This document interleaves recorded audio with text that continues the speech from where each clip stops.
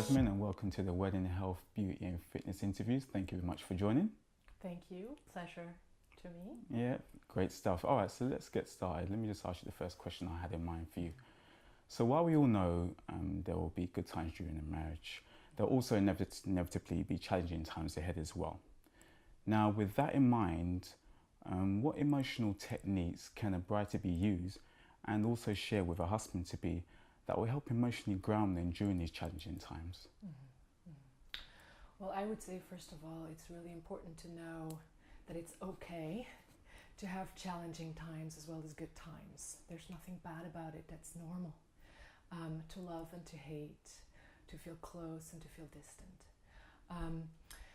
Feeling okay about that can already relax both parties. Okay. What you can do in order to feel more emotionally safe is to create like secure environments with each other. Environments where both people feel safe enough to have a transparent communication, a dialogue with each other about, for example, issues that have arisen for each one of them, where you can show yourself vulnerable. And what's really important is to listen to each other. Yeah, always. Yeah, exactly. So you might want to interview your partner. You might just want to ask questions without responding or reacting to them. Okay.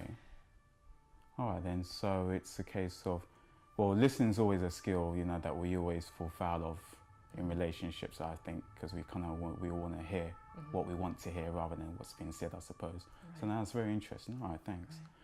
And then, so to also help ensure that to help ensure in the future there's no disagreements or there's no dislikes between a bride-to-be and a husband-to-be, to ensure they don't erupt out of control. Yeah.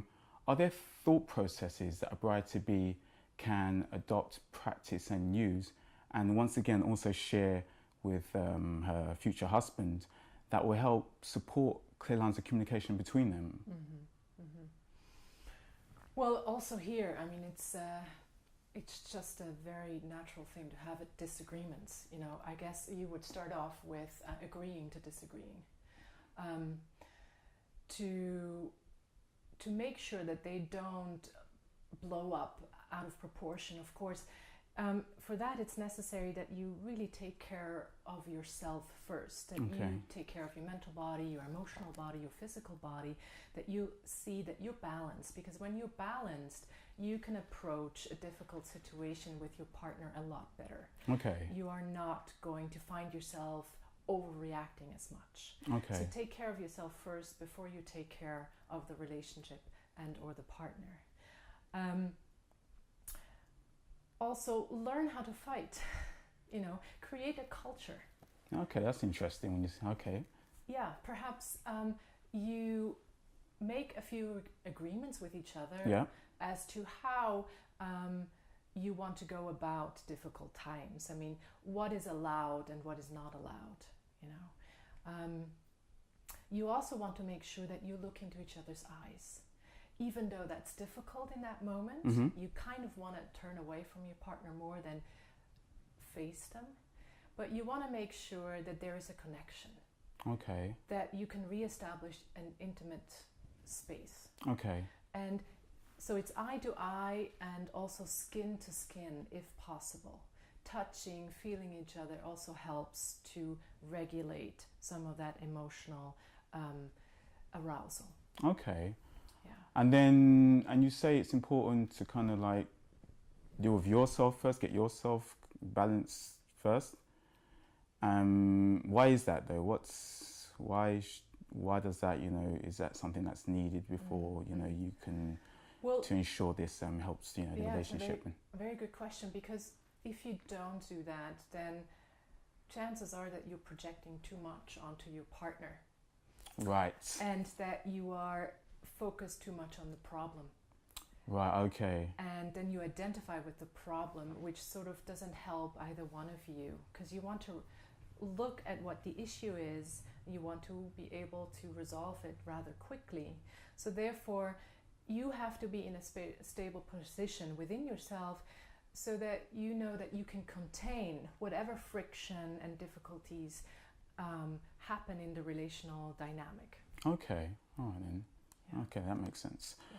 All right then, and also, you know, some brides-to-be may experience anxieties or even some self-doubt about what the future may hold for their marriage. So, for example, they may say things to themselves like, can I really be the best wife I can be for my future husband? Or can I really make my marriage work, last, and be a happy marriage right through to old age as my parents did? Mm-hmm. So in your experience, what therapy techniques and practices can best help these brides-to-be manage these anxieties, and also provide them with the psychological resources to manage these anxieties in the future should they arise again? Mm-hmm. Kind of two questions in one. Right. Well, let me maybe first focus on the anxiety that kind of arises prior to the wedding. Mm-hmm. I would say here too, it's normal to be anxious, to be fearful, to have doubts, because after all, this is a big commitment, and it might change your life. It might not change your life so much. You don't really know. Mm-hmm. So you're projecting your fear into this unknown space. So it's good to stay truthful. I mean, to address that. Yeah. You might as well address it to your partner, while reassuring him that you're not going to back out. I mean, you can say, listen, I am freaking out about this wedding thing that's coming up. Yeah. And it is really a challenge for me, but that does not mean that I don't want to marry you. Okay. Right. And you might want to talk to your friends about it. And if your stress level is really high, then I would also suggest that you do consult someone, that you perhaps go to a coach or to a counselor who can help you look at some of these issues that come up. That can be very helpful. Okay. And also, I would suggest take some time off, as many days as possible before the wedding. Do something unusual that is not just wedding focused. Perhaps, you know, do some painting, do some sports, some yoga. Okay. Anything that really is healthy in a holistic way. Okay, all right. Preparations. And the second part of the question, like, what if anxieties arise afterwards, once you are married? Am I good enough? You know, is my partner going to stay with me? Yeah, that is also normal. I mean, we don't have a guarantee. Of course, right? yeah. And the relationship is growing, and we are growing within the relationship, and it's there to be found out. To be discovered. To be discovered, exactly. Yes, definitely, agreed. Yeah. Okay, thank you. And then, in your professional experience then, as a therapist and a counsellor, what would you say are the fundamental reasons that couples fall into emotional despair and experience pitfalls within their marriage after the initial honeymoon period of their marriage is behind them? Well, that's because the honeymoon is behind them. I mean, what is a honeymoon? It's sort of, you know, there's this magic, there is this magnetism, it's a fresh start, everything is juicy, it's new, right, you exactly. know? Yeah. And you kind of in this natural flow, you can focus on the relationship. Yeah. It's the center of your life. And afterwards, you return to everyday life, to your everyday routines, right, to all the other commitments that you have. Yeah. So the relationship is no longer just the center of your life. You have to make an effort. You have to continuously find back into an intimate relationship bubble with each other. And you have to want that. And then you can't rely on the initial things that sort of attracted you to your partner. Yeah. Now you have to have other reasons for staying together. Okay. Right? It's maybe because of the quality this person is bringing with them. And also, if someone has a very different attachment style or a different way of living intimacy, that can also become a problem in an everyday life situation. it can be that your partner may need more distance in relation to a certain stressful thing that happens in their lives, while you need much more closeness with your partner. So there you might not match, and then tension happens. Right, okay, right? yeah. And then you can start questioning things, and you can start seeing the faults in your partner, and you wonder, why is he or she so different now? Yeah, that happens a lot, right? I suppose. Yeah. I mean, is that a common thing that you see that when you see within couples that come to see you? Well, that depends how conscious you move into a marriage and a relationship, and how, how old the relation is to begin with. If the relationship has already existed for a number of years, then I believe both partners are knowing that and are ready for this next chapter. But if you marry rather quickly and you've just met a few months ago, then it definitely will be something that you will find out after the honeymoon phase. Okay, all right. I mean, I always say you don't know somebody till you live with them. Yes. You know, and because I don't know if it's just me, I don't know, but I kind of think that because initially before you're married, or even, you know, you're cohabiting or what have you with a person, you're generally on dates with them, out and about, you know, or you may spend a bit of time if you have separate apartments, a bit of time out there. Out, yeah, exactly. You kind of you weave in and out. Yeah, so you may spend exciting. Right, exactly. You know, you may spend some time at their place, and you may spend some time at your place, and then it gets to that point where marriage and you both come together, and then you're like, oh, well, hold on. What's this? You didn't do that before, or but you know, and you see all these like strange little habits. Right, exactly. And then you have to fight for your private space. Right, exactly. And for your right to go out with your friends. You cannot hide things anymore. Yeah, for it's out in the open, so to speak. Right. Yeah, exactly. So then, would that be the kind of the answer into this kind of next question I have in terms of what would be the best and most effective therapy techniques and practices to help these couples resolve, you know, these kind of like such despair they're going through, all these pitfalls? So would that be the answer? You know, would those be the kind of remedies, you know, to help them kind of get over this despair and these pitfalls that they experience? Or has that helped, you know, these things you just shared with me? Has that helped your clients, you know, the clients that you've seen in the past, kind of? Right. Well, it always depends if the couple comes together or if one of the partners comes alone. Okay. But of course, I want to, first of all, also establish a secure environment. Yeah. So that the couple or the partner is feeling safe and secure to speak very openly about the issues. Because some of these issues bring up a lot of shame. Right, and insecurities and guilt. When you talk about sexuality, for example. Right, okay. So we want to create a good environment for that. And then, of course, we want to look at the relationship dynamic. Okay. We want to work on like the social, emotional issues and skills. We want to look at their style of arguing, their style of fighting. How do they move in and out of intimacy? Okay. What are their wishes, what are their wants and their needs, and how do they go about addressing them? Okay. Communication, of course, you know. And do they really make an effort with each other to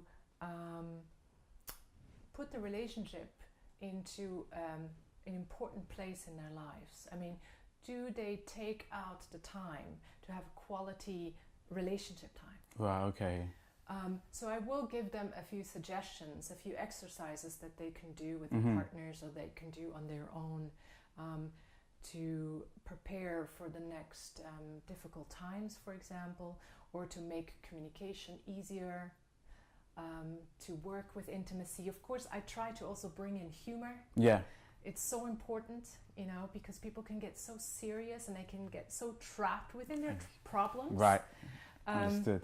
And really, in the end, it's all about relaxing and bringing some joy back into the relationship. Yeah. And things can start moving again. Okay. No, that's very true. And then when you work with them, if you don't have like the benefit of working with both couples, and you're working with like, you know, just, you know, let's say the lady, the bride to be, so to speak, the resources you give her, are those resources as well that she can take away and also share with her partner as well? I imagine that would be something that's quite important if you don't have them both there. Right. Well, let's hope the partner is open and interested to do well, that. Yes. Exactly. Yeah, exactly but that. Of course, yes. Okay, all right then. And then, as you say, so it's communication is... Oh, that's the other thing that just came to mind actually.